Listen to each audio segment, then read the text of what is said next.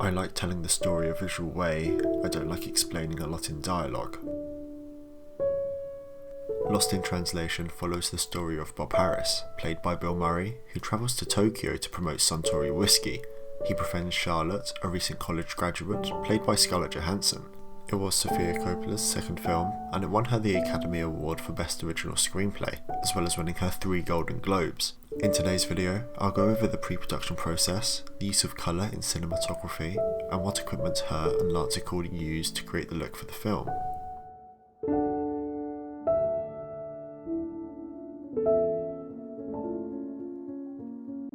From the beginning of writing the screenplay, Coppola had Murray in mind for the role of Bob, and relentlessly pursued him for months before he finally agreed to meet her to discuss the film. Whilst he agreed to do the film, he never signed a formal contract, which Coppola described as nerve-wracking. When it came to casting Charlotte, Coppola liked Johansson's performance in Money and Low and invited her out to discuss the role. Coppola worried that Johansson might be too young for the part, but after concluding that she could convincingly play Charlotte, she offered her the role without any audition. After finding the funding of $4 million and having distributors in both France and Italy, Coppola was ready to shoot, and still not knowing if Murray would show in Tokyo, she spent $1 million of the budget, knowing that if he didn't arrive, it would doom the project.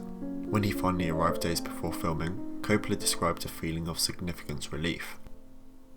Principal photography began on the 29th of September 2002 and lasted only 27 days. With minimal crew and equipment, it allowed them to stay mobile and move fast. She also opted to hire most of the crew locally, apart from the key crew members such as heads of departments.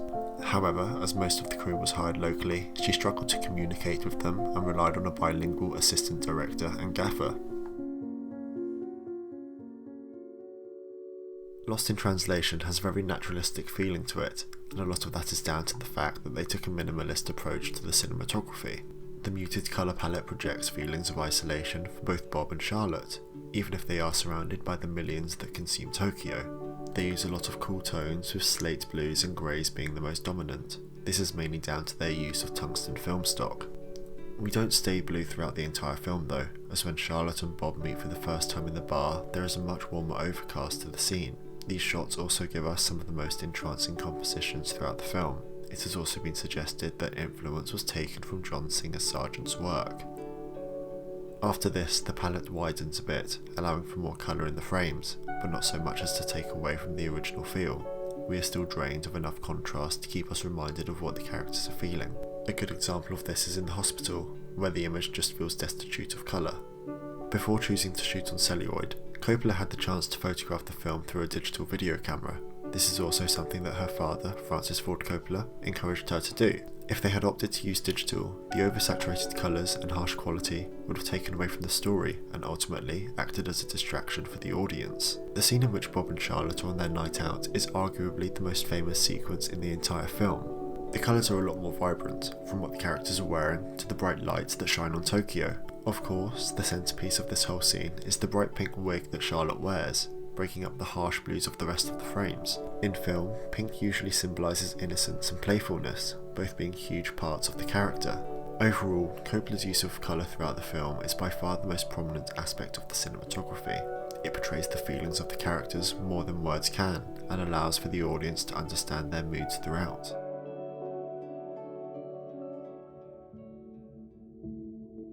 They shot the film on Anton's 35-3 as well as the Movicam Compact, both paired with Zeiss Super Speed and Ingenu's Optimo lenses. The majority of the film was shot on the Anton, whilst the Movicam Compact was only used for scenes in confined locations. The Super Speeds are known for their vintage characteristics and ability to be very soft wide open, as well as the coating having a lower contrast and ultimately more organic look that is very hard to replicate.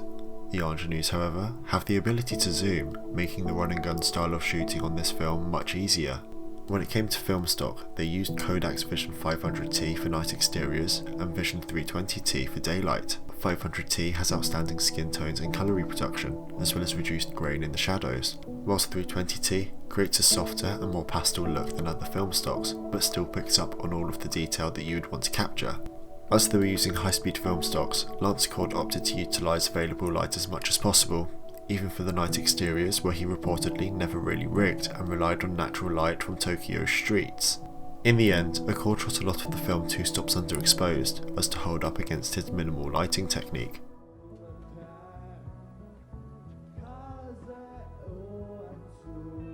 Overall, the cinematography in this film is special for a number of reasons. Not only is it incredibly natural and minimalist, but they use the low budget and time constraints to their advantage. The use of colour is exceptional, and it portrays the characters' emotions and allows the audience to connect through every scene. I hope you enjoyed this short cinematography breakdown of Lost in Translation. If you'd like to see a full director breakdown of Sofia Coppola, or any other director for that matter, leave a comment down below. If you'd like to see more videos from this series, click anywhere on the screen. And if you found this video helpful, a thumbs up is appreciated. Thank you for watching, and I'll see you next time.